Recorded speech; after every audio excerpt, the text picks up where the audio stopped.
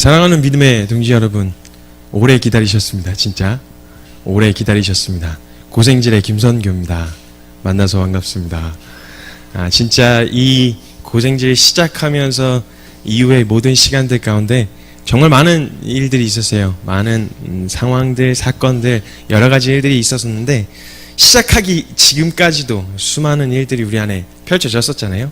여러분 잘 기억하세요. 편집되든 상관없이 영상 촬영하기 위해서 하는 거 아니에요. 저와 여러분을 위해서 하는 겁니다. 말씀에 다시 한번 귀 기울이고 마음을 다하고 뜻을 다해서 말씀 앞에 나아갔으면 좋겠어요. 고생지를 도전하고 말씀 앞에서, 청년들아 말씀 앞에서 고민하고 생각하고 질문하자라고 하는 이 메시지를 계속 던질 때마다 수많은 청년들이 반응했어요. 너무 좋다. 진짜 말씀 앞에 나아가야지. 그래, 그게 맞지? 라고 말하는데 사실 이 자리까지 나오는데, 여기까지 나오는데 까지 나온 청년들은 많지 않았어요. 그들 안에 마음 가운데 다 한 가지 소망은 있어요. 한번 믿었으면 제대로 한번 믿어보고 싶은 소망함. 한번 제대로 믿었으니까 한번 제대로 해보고 싶은, 살아보고 싶은 소망함은 누구나 다 갖고 있어요. 그런데 그 소망함이 내가 이 앞으로 현실을 살아가는 데 있어서 내 앞으로 미래, 내 앞으로 걸어갈 걸음, 이 닥쳐오는 이 현실을 뛰어넘을 만큼의 소망함은 아니었던 거예요. 그거를 다 판단하거나 그거에 대해서 다 이렇다 저렇다 말씀드릴 수는 없겠어요. 그러나 이렇든 저렇든 여러분 이 자리까지 나오신 건 적어도 내 미래에 대한 두려움, 내 앞으로에 대한 진로, 여러 가지 상황과 환경보다 말씀을 알고 싶은, 하나님을 알고 싶은 소망이 적어도 그 두려움을 뛰어넘었다는 거예요. 만약 그 소망함으로 우리가 말씀을 붙들면 하나님 우리에게 분명 말씀하실 거라고 저는 개인적으로 믿습니다. 그 소망이 나를 변화시킬 수 있는 건 그 소망함이 내가 지금 현실 가운데서 뛰어넘지 못할 것 같은 그 수많은 두려움보다 그 소망함이 더 컸던 거예요. 여러분, 하나님을 향한 그 소망함, 내 두려움보다 크면 어떤 일이도, 두려움도 우리를 막을 수 없습니다. 말씀을 향한 그 소망함으로 달려나아갈 때 두려움도, 현실도, 상황도 어떤 것도 막을 수 없어요. 그 정도의 농도로 간절함으로 매달리면 주님 말씀하신 거 우리는 들을 수 있습니다. 그 소망함으로 함께 나아갔으면 좋겠어요. 우리 함께 말씀 찾아봤으면 좋겠습니다. 요한복음 6장 67절에서 68절의 말씀입니다. 요한복음 6장 67절에서 68절, 66절부터 읽으면 좋겠네요. 함께 읽도록 하겠습니다. 찾으신 분들 함께 읽도록 하겠습니다. 시작. 그때부터 그의 제자 중에서 많은 사람이 떠나가고 다시 그와 함께 다니지 아니하더라. 예수께서 12 제자에게 이르시되 너희도 가려느냐? 시몬 베드로가 대답하되 주여, 영생의 말씀이 주께 있사오니 우리가 누구에게로 가오리이까? 아멘. 아멘. 우리 함께 이 고생지를 시작하며 동기 부여해서 함께 마음을 담아서 함께 달려갔으면 좋겠어요. 여러분, 어딜 그렇게 바쁘게 가고 계십니까? 인생을 살아가면서 젊으시니까 그 팔팔한 열정과 그 에너지로 여러분 어딜 그렇게 열심히 달려가고 계십니까? 나 지금 잘 가고 있나? 나 지금 잘 살고 있는 거 맞나? 나 지금 질문 한번, 이런 질문, 본질적인 질문 한번 던져보지 못한 채 어딜 그렇게 급하게 가시고 계십니까? 이 본질적인 질문, 생각 한 번도 제대로 안 해보고 달려가신 그 길 끝에 정말 여러분이 그토록 바라고 원하던 행복이라는 게 존재합니까? 내가 지금 가고 있는 이 길이, 내가 지금 달려가고 있는 이 길 끝에 정말 행복이 있나? 내가 바라고 그토록 원했던 그 결과가 그 길 끝에 있나? 이 본질적이고 아주 근본적이고 그러나 가장 먼저 던졌어야 하는 이 질문 한 번 던져보지 못한 채 뭐가 그렇게 바쁘셔서 달려가고 계신가요? 우리는요, 저와 여러분은 어찌됐건 인생을 살아가면서 우리가 가고 있는 인생의 결말을 잘 몰라요. 그리고 모른다고 생각 안 하고 살 수도 없는 인생이에요. 그러니까 다들 모르니까 그러려니 할 수도 없는 인생인 거죠. 저희는 한 번 사는 인생인데 그걸 그냥 대충 남들 하는 만큼 적당히 사는 게 불가능하다는 거예요. 결국 우리가 가는 길의 끝이 분명히 존재하고 그 길의 끝이 어딘지, 그 끝에 뭐가 있는지 한 번쯤은 생각을 던져봐야 하는데, 질문을 던져봐야 하는데 그거 한 번 던질 여유가 없이 어딜 그렇게 급하게 가고 계시나요? 그냥 다들 그렇게 사니까, 다들 안 묻고 그렇게 살고 있으니까, 그냥 다들 안 묻고 다 저기로 그냥 가고 있으니까 그렇게 따라가고 있지는 않으신가요? 여러분들? 여러분, 우리는요, 어떤 상황이든 환경이든 유한한 저와 여러분이 감당할 수 없거나 알 수 없는 상황 앞에서는 반드시 한 가지 붙는 마크가 하나 있습니다. 그건 퀘스천 마크예요. 감당할 수 없고 다 알 수 없는, 짐작할 수 없는 상황 앞에 우리가 서게 되면 우리 항상 이 퀘스천 마크를 하나가 붙습니다. 의문이 생기고 질문이 찾아온다라고 하는 건, 그건 기억하셔야 돼요. 답이 우리에게 있지 않다는 거예요. 우리가 상황에 부딪혀서 이거 어떻게 해야 되지? 두 갈래 길이 나와서 지금 나는 어디로 가야 되지? 라고 여러분 안에, 저와 여러분 안에 퀘스천 마크가 드는 순간 먼저 기억하셔야 될 건, 우리 안에 질문은 던지는 자는 답이 없는 자만 던지는 거예요. 답이 없는 거예요, 우리 안에. 하나님은요, 절대자이시고 창조주이시고요. 그분은 몰라서 질문 같은 걸 하시지 않으십니다, 하나님은. 왜냐면 그분 다 아시니까요. 질문은 유한한 저와 여러분이나 하는 거예요. 그런데 그런 질문을 안 하고 있다는 건 정말 생각 없이 살고 있다거나, 정말 생각을 안 하고 살고 있다거나, 아니면 내 자신이 내게 답이 없는 유한한 존재라는 사실을 인정하지 않고 있다라고 하는 거죠. 저와 여러분이. 난 답이 없는데 답을 자꾸 내게서 찾으려고 하는 거예요. 자꾸 답을 사람에게서 찾으려고 하고 있는 거죠. 그러니까 이건 내가 하나님, 절대자이신 답을 갖고 계신 하나님 없이 내게서 답을 찾으려고 하는, 내게 답이 없다는 사실을 인정하지 않고 있다는 거예요. 둘 다 아주 위험한 거예요. 두 개 다. 생각을 아주 안 하고 사는 것도 굉장히 위험하고, 생각을 조금 한다고 해도 답을 자꾸 내게서, 답이 내게 없는데도 불구하고 답을 내게서 찾으려고 하는 이 시도도 위험하다는 거죠. 왜? 끝에 돌아오는 건 공허함 뿐이에요. 결론은 나는 답이 없구나. 난 잘 모르는 거구나. 내가 던진 이 질문에도 내가 대답할 수 없는 존재이구나라는 사실밖에는 알 수 없게, 그게 유한한 우리 인간이라고 하는 거예요. 둘 다 아주 위험한데요. 근데 사람들이 이걸 답을 잘 몰라요. 어디 있는지도 몰라요. 우리가 인생 가운데 던지는 앞으로 어디로 가야 되나, 무엇을 해야 되나, 내게 있어 행복이 무엇인가, 아주 근본적인 이 질문조차도 해야 될 줄을 몰라요. 모르는 사람도 태반이에요. 그리고 그 답이 어디 있는지도 몰라요. 그래서 사람들이 확신이 없고 답이 없으니까 우르르 사람들이 가는 대로 그냥 따라가는 거예요. 사람들이 다 저쪽으로 가니까 그냥 따라가는 거죠. 그냥 사람들 사는 것처럼, 남들 하는 것처럼만 평범하게 살아라. 이걸 제가 속된 말로 아주 심히 개소리예요. 아주 진실로 심히 개소리인 거죠. 여러분 생각을 해보세요. 그럼 남들이 다 죽으러 가면 같이 죽으러 가시겠어요? 아니잖아요. 근데 이거에 대한 본질적인 생각 한번 안 해보고, 내가 지금 어디다가 질문하고 있는지, 내가 지금 가고 있는 길이 잘 맞는지, 사람들이 가는 길이 정말 안전한지 한 번쯤은 돌아볼 생각을 해야 되는데, 그냥 사람들이 우르르 가니까, 그리고 주변 사람들이 그 왜 이렇게 위험한 길로 가려고 그래? 왜 사람들이 안 가는 길로 자꾸 가려고 그래? 튀지 말고 그냥 사람들이 가는 대로 가. 다 저기로 가고 있잖아. 안정적으로 직장 갖고 좋은 학교 가서 직장 얻어서 그렇게 편안하게 살아야지. 너 그렇게 살면 너무 튀잖아 라고 말하는 수많은 사람들 때문에 나도 헷갈리고 그 사람도 헷갈려서 서로 단체로 헷갈려갖고 다 죽으러 간다. 죽으러 가는 길인 게 확실하면 여러분 같이 사람들이 많이 간다고 그 길로 가시겠습니까? 아니거든요. 한 번만 제대로 본질적인 질문 앞에 서봤더라도 그렇게 갈 수는 없는 거예요.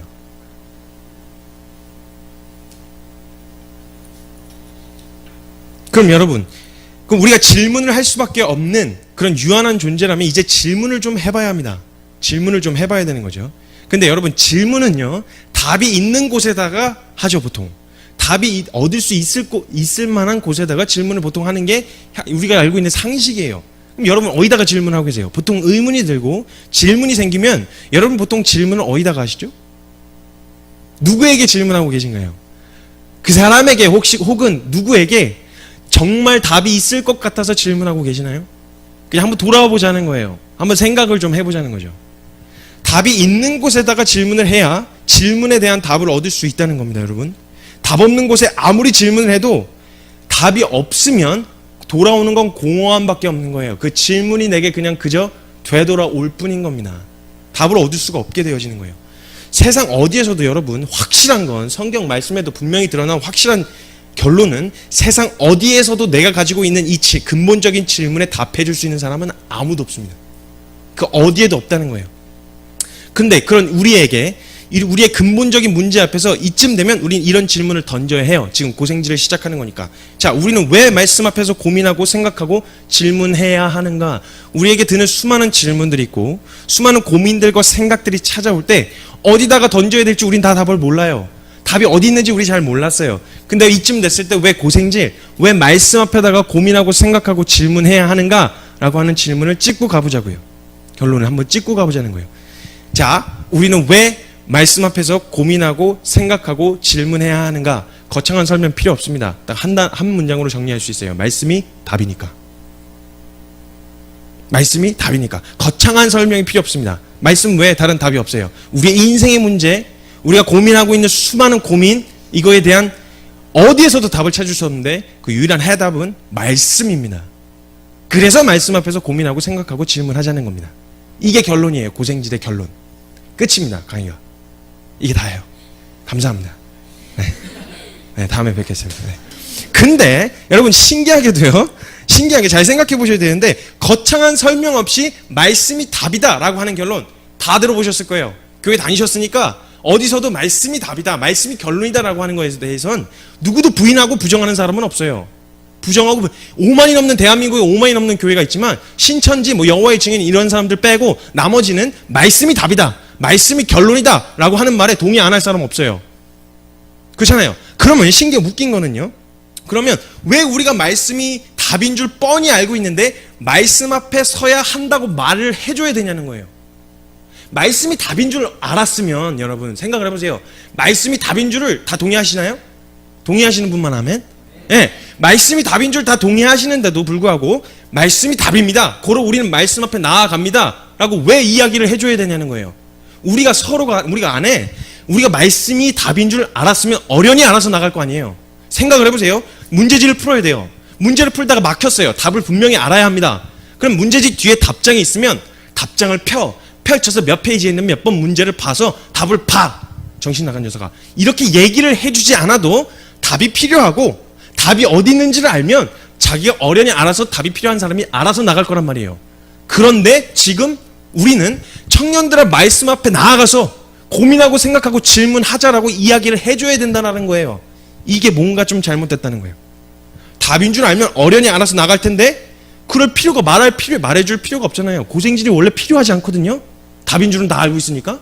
결론은 말씀이 답인 거였는데 근데 지금 말을 해줘야 되는 상황이란 말이에요. 말씀 앞에 나아가자고. 거기에 답이 있다고 말을 해줘야 된다는 건 이건 지금 우리가 뭔가 잘못됐다는 거예요. 그럼 둘 중 하나인 거죠. 첫 번째, 답인 줄 알면서도 나아가지 않고 있었다라는 거예요. 말씀이 답인 줄 알면서도 나아가지 않고 있었다는 겁니다. 다른 말로 하면요, 말씀 앞에 서기 싫어하는 인간의 본성에 아주 충실하셨다는 거예요. 말씀 앞에 서기 싫어하는 인간의 본성에 아주 충실했다는 거죠. 이걸 또 다른 말로 하면 말씀 앞에 섰을 때 드러나는 내 인간적인 내 본성과 싸우는 그 치열함이 싫었던 거예요. 말씀은 살아있거든요. 반드시 그 살아있는 말씀 앞에 서게 되어지면 반드시 반응하게 되어져 있습니다. 말씀 앞에 합당하지 않은 거, 말씀 앞에서 정말 정직하게 섰을 때 하나님 앞에, 거룩하신 하나님 앞에서 합당하지 않은 내 모습이 드러나요. 그때 드러나는 내 본성과 내 육체의 반응과 싸우는 그 치열함이 싫은 거예요. 내 이웃을 사랑하라. 답인 거 아시죠? 네 이웃을 사랑하라. 아멘이시죠? 네. 그럼 제가 이웃을 사랑해야 되는 상황 가운데 던져졌습니다. 자, 이제 현실 가운데 놓여져 있는 우리 간사님. 현실에서 회사에서 그 이웃을 사랑해야 된다는 결론 너무 잘 아시죠? 그렇죠? 이 말씀은 결론입니다. 이것도 답인 거 아시죠? 네. 근데 그 이웃을 사랑하려 그러셨더니 어떻게 막 기쁨으로 이 말씀이 답이니까 이거밖에 없다 이런 마음으로 적극적으로 사랑에 임하시던가요? 아니면 그럴 수 없는 자기를 발견하시던가요? 그렇죠. 네. 이렇게 되어지는 거예요. 그런데도 불구하고 말씀이 답이기 때문에 이웃을 사랑해야 돼요. 원수를 사랑해야 돼. 그랬을 때 그 원수를 사랑하기 위해 나아가는 그 자리에 나아갈 때 드러나는 이 소욕들, 이 반응들과 싸우는 그 치열함이 싫은 거예요. 그냥 외면해버리는 거죠. 두 번째, 아니면 실제로는 정말 답인지를 모르고 있었던 거예요. 말은 동의를 해요. 왜? 많은 사람들이, 크리스찬이라고 말하는 수많은 사람들이 말씀이 답이다라는 말에 동의 안 할 사람은 없거든요. 다 동의는 해요. 근데 실제로는 말씀이 답이라는 이 사실에 대하여 하나도 모르고 있었던 거예요.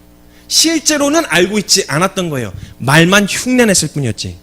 그러니까 이 내 인생의 문제와 현실의 상황 앞에서 진짜 실제로 이 말씀이 내게 답인지 아닌지를 살펴보는 방법이 있어요. 한번 살펴보세요. 첫 번째, 내 답인 줄 모르고 있었는데 내가 실제로 이 말씀이 내게 답인지 아닌지를 분별할 수 있는, 할 수 있는 방법이 있습니다. 잘 생각해 보세요. 평상시에 여러분이 반응할 때 어떻게 반응하셨는지를 보시면 돼요. 저도 함께 설 거예요, 여러분. 저도 함께 설 겁니다. 자, 내 인생의 문제와 현실 앞에서, 그리고 현실의 상황 앞에서 말씀에서 답을 찾아보려고 하는 시도가 먼저였나, 아니면 사람의 방법으로 해결하려는 시도가 먼저였나 한번 생각해 보세요. 자, 여러분은 동의하셨습니다. 말씀은 답이다. 내 인생 모든 상황, 내 환경 가운데서 말씀이 유일한 해답이라고 하는 말에는 모두 동의하셨어요. 이 말에 동의 안 할 사람은 없어요. 그럼 정말 현실 가운데 답이 말씀이었냐는 것을 살펴보자는 거죠. 여러분이 당했던 수많은 상황들이 있었어요. 당하셨던 수많은 어려운 환경들이 있었습니다. 분명.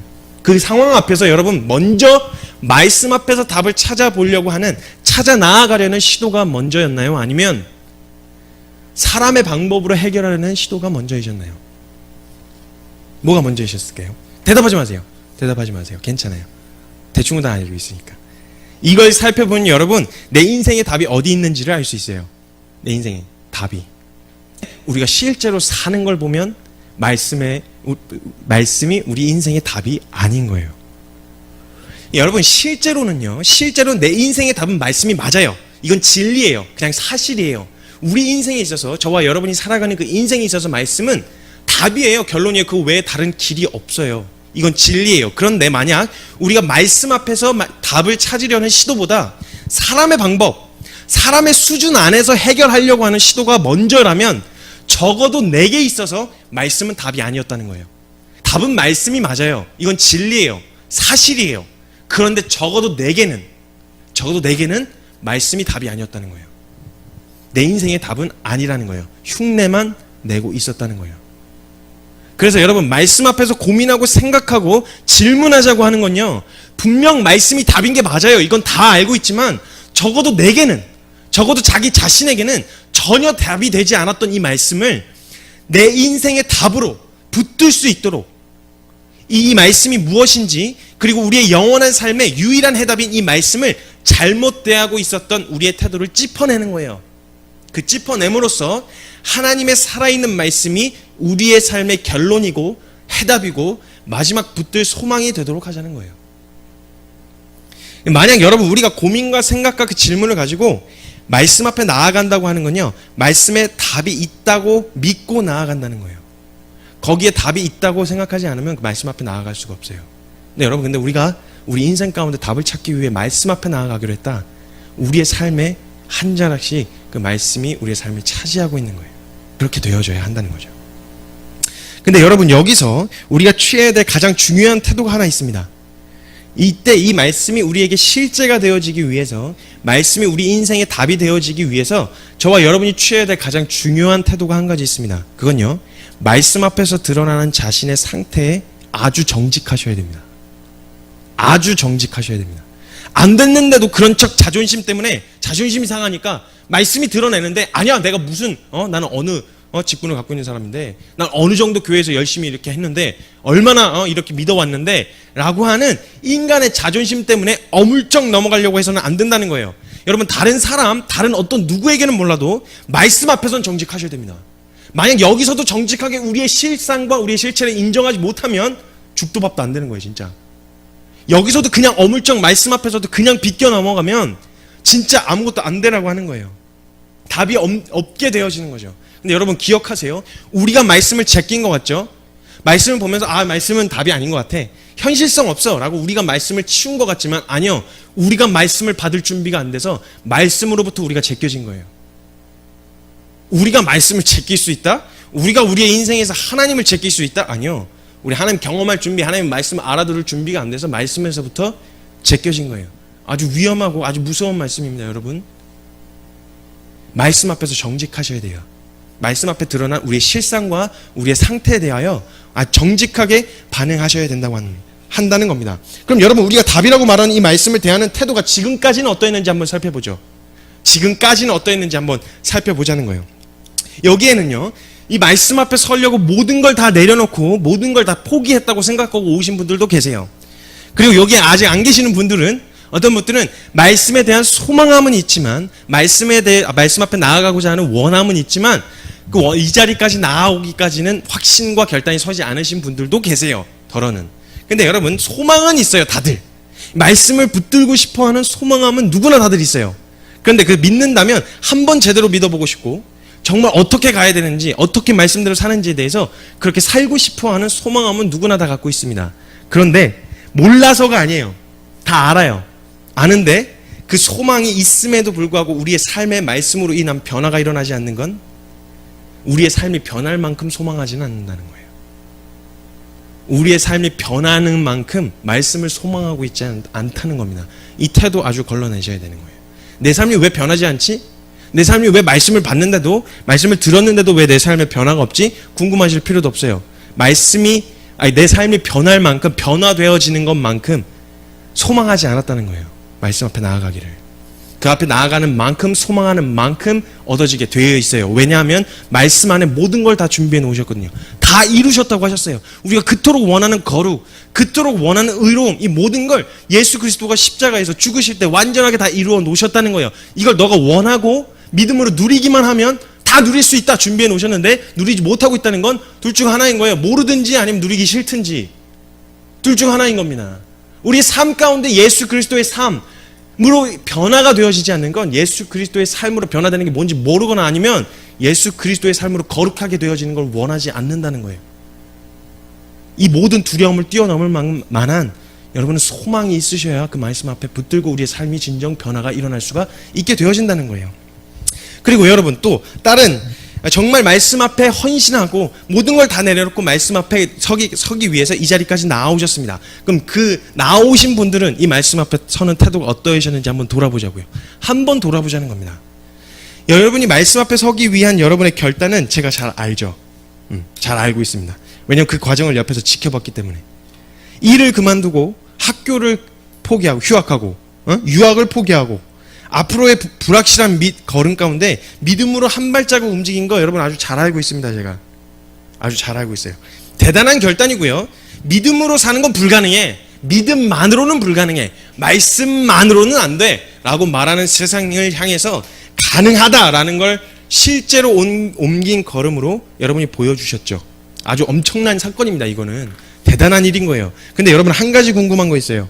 여러분이 그렇게까지 결단하고 그렇게까지 마음으로 원하고 소망해서 모든 거 다 내려놓고 다 포기하고 여기까지 걸음을 옮겨 오신 여러분에게 한 가지 궁금한 거예요. 말씀을 향한 소망함으로 그리고 그렇게 목마름과 간절함으로 다 내려놓고 결단하고 나온 이 시간에 혹 여러분 안에 이런 질문은 드시지 않으셨는지 모르겠어요. 나 지금 뭐 하고 있지? 나 지금 뭐 하고 있는 거야? 일단은 현실적으로 너 뭐 하냐라고 질문할 때 대답할 마땅한 뭐가 없는 건 사실이에요. 근데 나 지금 뭐 하고 있지? 아무것도 안 하는 것 같은 이런 붕 뜬 기분. 딱히 뭔가 똑부러지게 사람들한테 보여줄 만한 무언가가 분명 나타나진 않았었거든요. 앞으로 또 고생질에는 그런 일이 없을 거예요. 막 두드러지게 엄청난 사역, 대단한 부흥 이런 거 하진 않을 겁니다. 그런 거 전혀 하진 않을 거예요. 그러니까 여러분 앞으로도 이런 질문이 계속 찾아올 수도 있어요. 나 지금 뭐 하고 있는 거야? 아무것도 안 하고 있는, 사람들 다 가고 있는데 나 혼자 멈춰 있는 것 같은 이런 붕 뜬 기분. 그런 기분 충분히 느끼실 만해요. 대단한 결단을 하고 여기까지 왔는데 아무것도 안 하고 있는 이 시간을 다른 말로 한마디로 표현하면 답답하다, 불안하다. 왜? 딱 보여지는 게 없으니까, 드러나지는 않았으니까. 그 시간 저도 느꼈어요. 진짜 두려웠어요. 정말 무서웠어요. 모든 화살이 저한테 다 다가오는 것 같았어요. 멀쩡한 청년들 다 불러다 놓고 무슨 미친 짓 하는 거 아니야? 나 미친 짓 하는 거 아니야? 모든 책임과 화살이 저에게로 돌아와서 저도 긴장이 되더랬어요. 그래갖고 뭔가 일을 만들어서 사역적인 일을 해갖고 대단한 이 프로젝트를 이거 할 겁니다. 그럼 사람들한테 내놓기도 떳떳하고 이런 일을 만들어 보려고 수없이 노력을 했더랬습니다. 근데 주님이 막으셨어요. 어떻게든. 이상하게 다 꼬이고 막히고 이렇게 상황이 그렇게 펼쳐지는 거예요. 저도 답답했어요. 여러분들의 불안하기도 하고. 그러다가 문득 여러분 깨닫게 되어진 한 가지가 있었습니다. 여러분 만약 우리가 다 내려놓고 여러분이 오신 건 딱 하나였거든요. 말씀 앞에 서기 위해서. 제가 여러분을 모집할 때도 그랬어요. 말씀 앞에 서기 위해서 기간도 안 정해졌고 페이도 안 줄 거고 아무것도 안 한다. 올인할 사람만 와라 했더니 여러분 오셨거든요. 다른 거 아니라 여러분 모집한 게 다 내려놓고 나온 목적이 말씀 앞에 서기 위함이었어요.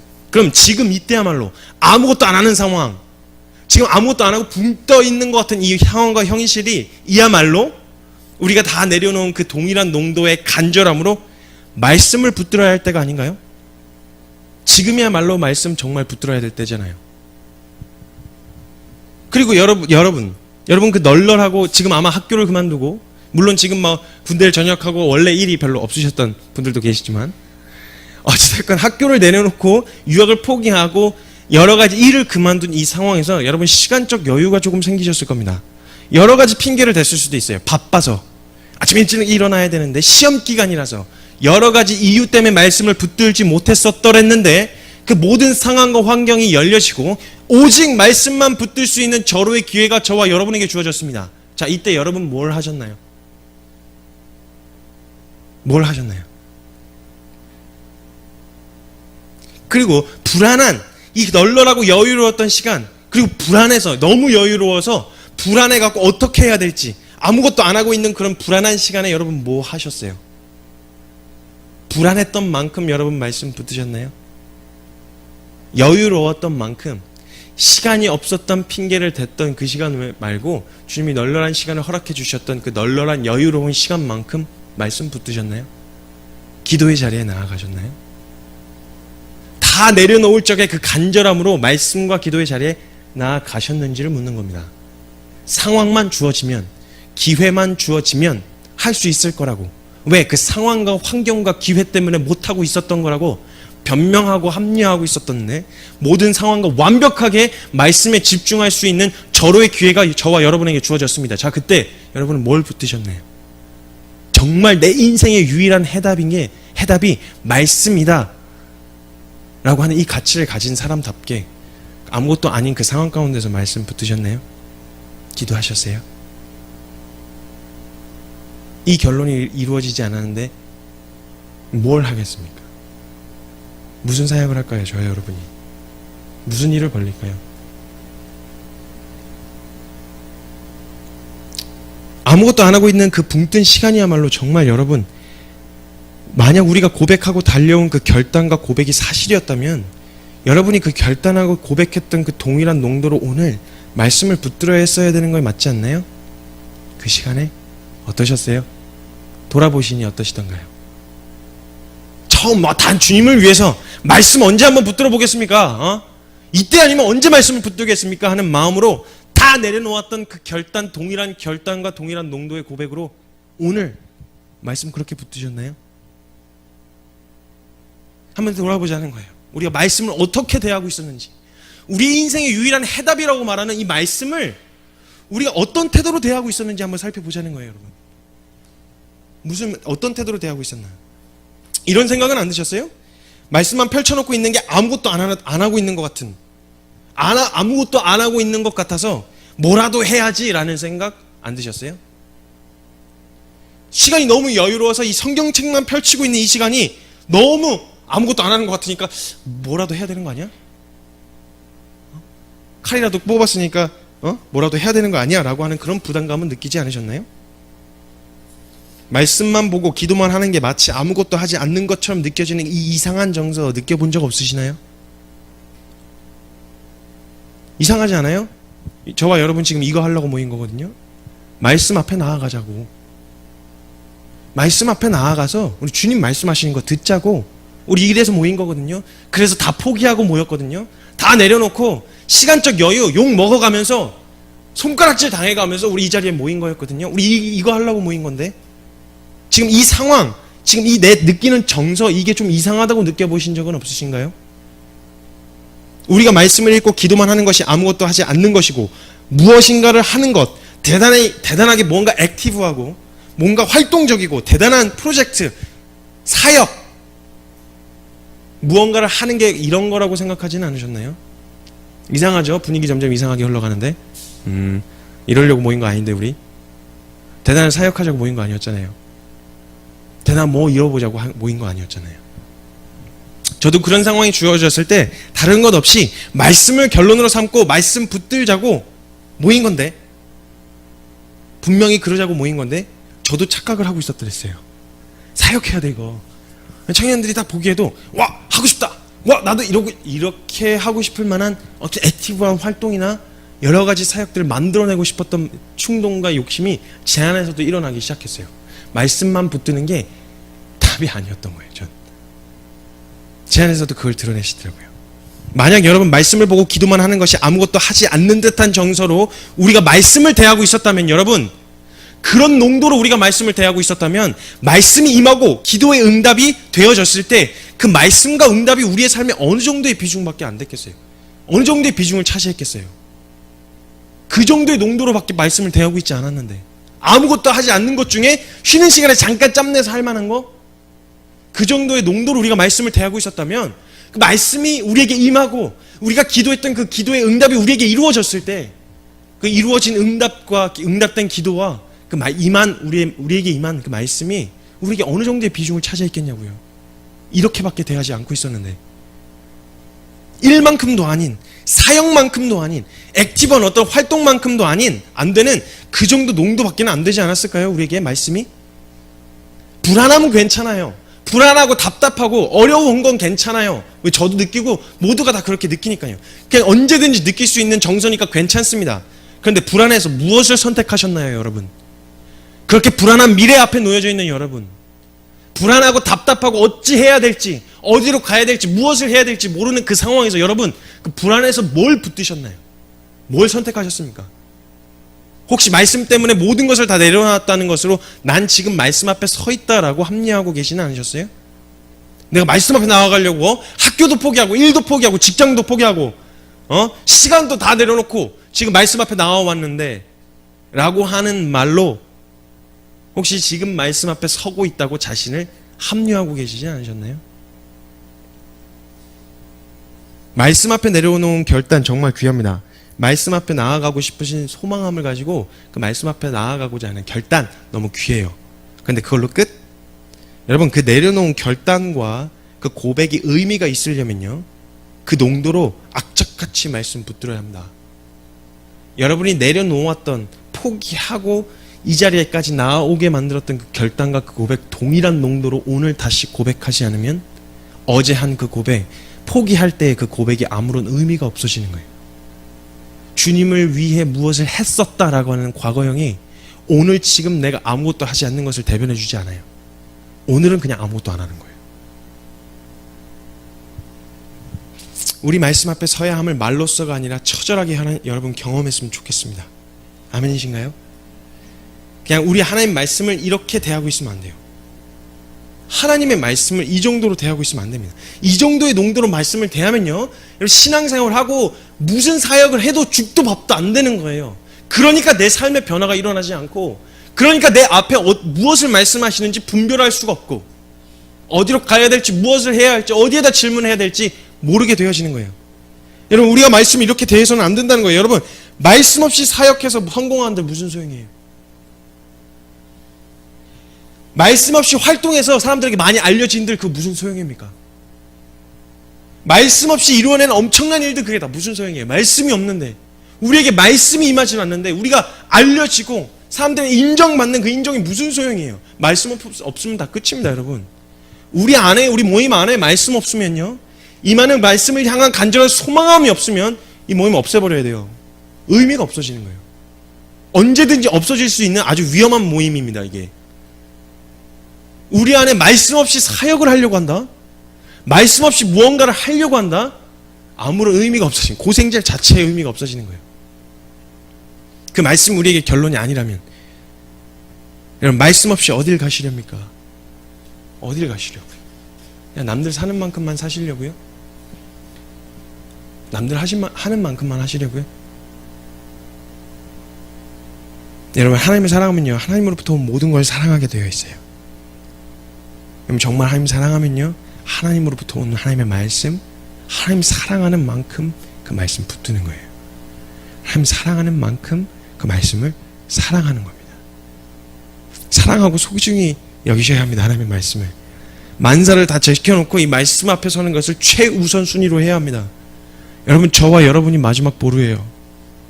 이 세대의 마지막 보루입니다. 다른 거 이 세대를 위해서 뭐 이런 걸 하자 저런 걸 하자 수많은 프로그램 프로젝트 있을 수 있어요. 이건 프로젝트가 아니에요. 마지막 보루인 말씀 앞에 서자는 거예요. 말씀으로 돌아가자는 거예요. 근데 여러분이 무너지면 여러분 뒤에서 기다리고 있는 수많은 청년들 다 죽습니다. 우리마저 말씀에서 한 발짝 양보하면 끝나는 거예요. 우리마저 양보해서는 안 돼요. 말씀밖에 없다라고 말하는 우리마저 양보하면 더 이상 답은 없어요. 말씀이 결론이다라고 말하는 우리가 양보하고 타협하면 그 외에 답은 없는 거예요. 뒤따라오는 청년들이 다 그리로 갈 거예요. 마지막 희망입니다. 말씀으로 돌아가자고, 말씀 붙들자고 외치는 고백이 이 세대와 이 시대의 마지막 보루입니다. 여러분, 양보하시면 안 돼요. 여러분이 예수님이 오병이어의 기적을 베푸셨어요. 오병이어의 기적을 베푸시고 나고 나서 수많은 사람들이 예수님이 엄청난 분이시라는 걸 알게 됐어요. 그 떡과 고기를 나눠 먹은 사람들이 수많은 사람들이 몰려왔습니다. 수많은 사람들이 몰려왔고 다 몰려들었고 예수님을 왕으로 세우려고 했어요. 근데 예수님이 다 쫓아보내세요. 아니야, 너희가 나에게 나온 까닭은 하면서 너 그냥 먹고 마시기 위한 거 아니냐? 내가 보여준 이 기적 떡 몇 덩이, 고기 몇 개, 이것 때문에 너희 나한테 나온 거 아니냐? 내가 너희에게 주고 싶은 건 그게 아니야. 그 기대를 갖고 나온 사람들 다 돌아가라. 이렇게 얘기했을 때 수많은 사람들이 다 돌아갔어요. 수많은 사람들이 예수님을 등지고 다시는 예수님을 따르지 않았다 그래요.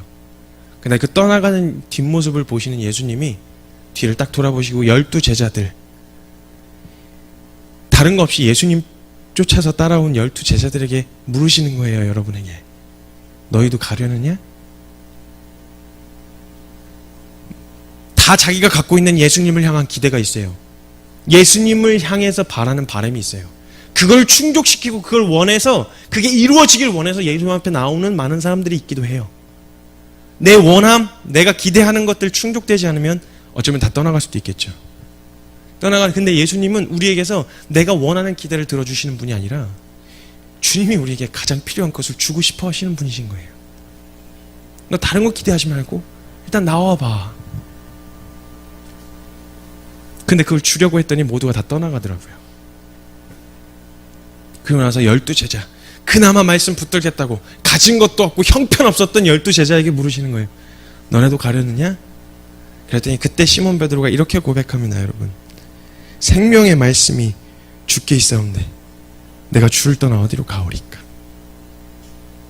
갈 곳 없습니다. 여러분, 우리 생명의 말씀이 주께 있는데 우리가 주를 떠나서 어디로 갈까요? 어디로 가시렵니까? 주신 말씀 떠나서. 여러분, 오늘 이 시간 다시 한번 여러분 결단하고 이 자리에 오시기까지 하셨던 그 수많은 결단과 고백, 이 말씀 놓치면 다 끝난다는 마음으로 다시 한번 오늘 붙들었으면 좋겠습니다. 처음 이 말씀 붙들기 위해서 다 내려놓았던 동일한 결단으로 여러분 우리 함께 다시 한번 말씀 붙들었으면 좋겠습니다. 너희도 가려느냐? 주님 만약 여러분에게 이런 질문 하신다면 여러분 뭐라고 대답하시겠어요? 저는 오늘 그 고백 같이 올려드리고 싶다는 마음이 들었습니다. 주의 생명의 말씀이, 영생의 말씀이 주께 있사온데 내가 주를 떠나 어디로 가오리까? 그 안에 다 있는 거예요. 우리가 그토록 알고 싶었던 내가 왜 사는지, 내가 어디로 가는지, 무엇을 해야 되는지, 거기 안에 다 답이 있다는 거예요. 근데 우리가 여길 떠나 어디로 갈까요? 갈 곳 없어요. 우리의 마지막 유일한 소망입니다. 마지막 소망답게 마지막 생명을 다해 전부를 걸어 말씀 붙들어야 합니다. 함께 붙들고 나아갔으면 좋겠습니다. 아멘이신가요? 우리 함께 나아갑시다. 청년들아, 말씀 앞에서 고민하고 생각하고 질문하자. 왜? 말씀이 답이니까. 우리 그렇게 말씀 앞에 나아갔으면 좋겠습니다. 우리 함께 기도합시다. 여러분, 저도 참 쉽지 않았네요. 여기까지 오는 과정 동안에 진짜 되게 많은 과정들이 있었어요. 다들 경험하셨겠지만 각 개인 안에 말씀 한번 붙들어 보겠다고 했더니 어떤 맞바람이 부는지 여러분 다 경험하셨을 거라고 압니다. 쉽지 않으셨죠? 저도 이 부담감 떨쳐버리는데, 이 부담감을 주님께 토스하는데 굉장히 오랜 시간이 걸렸네요. 너 미친 짓 하는 거 아니냐? 멀쩡한 청년들 불러다 놓고 너 지금 뭐 하는 거야? 너 뭐 대책이 있어? 대안 있어? 애들 어떻게 먹여 살릴 거야? 너 지낼 곳은 있냐? 어디서 모여? 사소한 거 하나부터 수도 없이 공격이 제 안에 찾아 들어왔어요. 여러분들도 그러셨겠죠? 말씀 선택했다고 하니까, 오직 말씀만 본다고 하니까, 이 말씀만 붙든다고 하니까 주변 사람들이 미쳤다고 하셨을 수도 있을 것 같아요. 이 말씀 외에 다른 거 없다 그래서 다 내려놓고 달려오신 여러분에게 미쳤다고 손가락질하는 사람들 분명히 있었을 거예요. 잘 견뎌오셨습니다. 잘 참으셨어요. 네, 여러분 오늘 다시 한번 여러분 내려놓으셨을 때 그 동일한 결단과 그 고백 주님 앞에 올려드립시다. 여기밖에 답이 없는 줄 알고 여기까지 오신 거잖아요. 언제 이 말씀, 생명의 말씀 이거 언제 한번 붙들어보나 하는 마지막 붙드는 심정으로 여러분 이 자리까지 나오신 거잖아요. 그래서 학교 내려놓고 일 그만두고 직장 내려놓고 기회 내려놓고 여기까지 오신 거잖아요. 오늘 다시 한번 붙들었으면 좋겠어요. 사람들 다 인정해주지 않더라도, 사람들이 보지 않더라도, 아무도 알아주지 않는다고 하더라도 여러분은 알잖아요.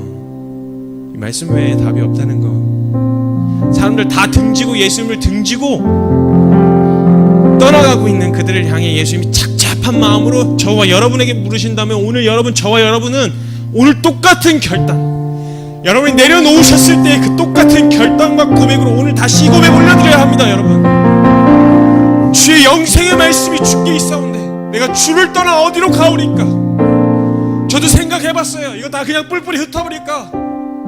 그냥 가던 대로 갈까? 사람들 상식대로 이해되는 대로 가능할 만한, 될 만한 사역할까?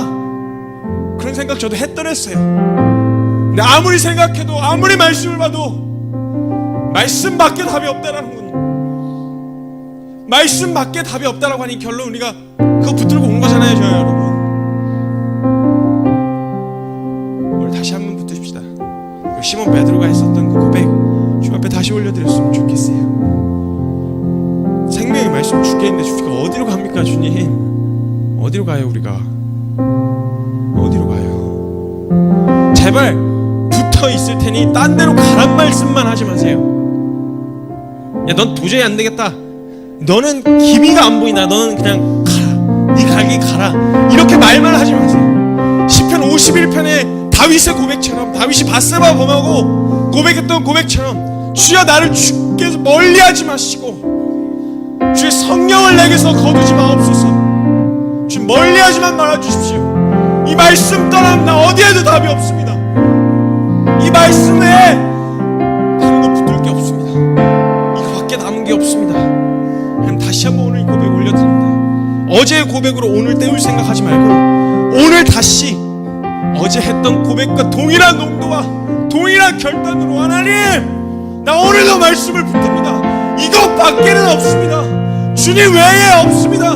내가 어디로 가야 하는지, 무엇을 해야 되는지, 내가 왜 사는지 이 근본적인 인생에 대한 해답을 줄 거 아무도 없습니다. 그냥 자기가 살아본 인생밖에 없지.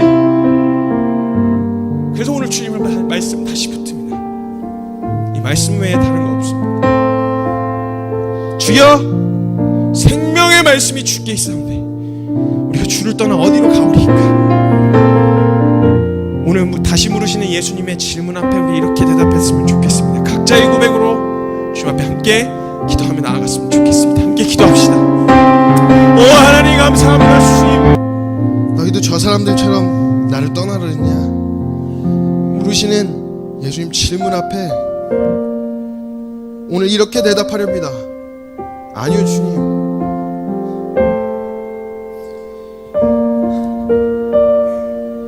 영생의 말씀이 주께 있사온데 우리가 주를 떠나 어디로 가오리까? 갈 곳이 주님밖에 없습니다. 붙들 게 말씀밖에 없습니다. 그래서 여기 나와왔는데 주님, 우리가 주님을 떠나서 어디로 가오리까? 말씀 없는 성공하는 사역 갖다 버리겠습니다. 말씀 없이 알려지는 유명세에 안은 갖다 버리겠습니다.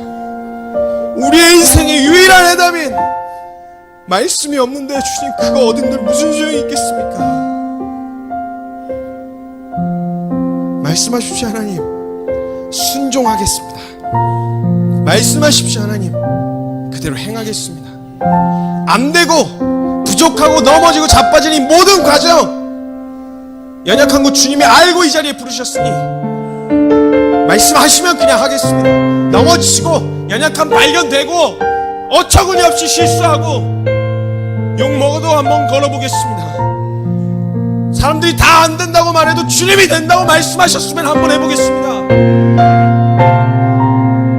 사람들이 다 미쳤다고 글로 가면 안된다고 말해도 주님이 거기로 가라고 하셨으면 한번 가보겠습니다. 거기서 미쳤다는 소리 들어도 아니라 결론 얻어도 주님이 가라 하셔서 거기 있었던 거면 그거면 충분하겠습니다. 다른 거 구하지 않겠습니다. 부와 명예, 세상에서 얻을 수 없는, 세상에서 얻을 수 있는 주님 외에 그 어떤 것도 구하지 않겠습니다. 그러니까 말씀 좀 해주십시오. 그러니까 말씀 좀 해주십시오. 내가 어디로 가야 하는지, 내가 뭘 붙들어야 하는지, 그렇게 설 때니까 주님, 우리가 말씀 좀 해주십시오.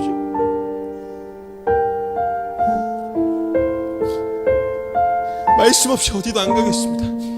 말씀하실 때까지 버티고 있겠습니다. 주님, 말씀해 주셔야 합니다. 왜냐하면 그 말씀에 목숨 걸고 있는 사랑하는 우리 믿음의 동지들이 아직도 곳곳에 있기 때문입니다. 생명줄처럼 붙들고 있는 이 하나님의 말씀, 그리 다시 한번 오늘 붙들고 일어날 수 있도록 하나님 말씀하여 주십시오. 각 심령 가운데 하나님 오늘 말씀하여 주십시오.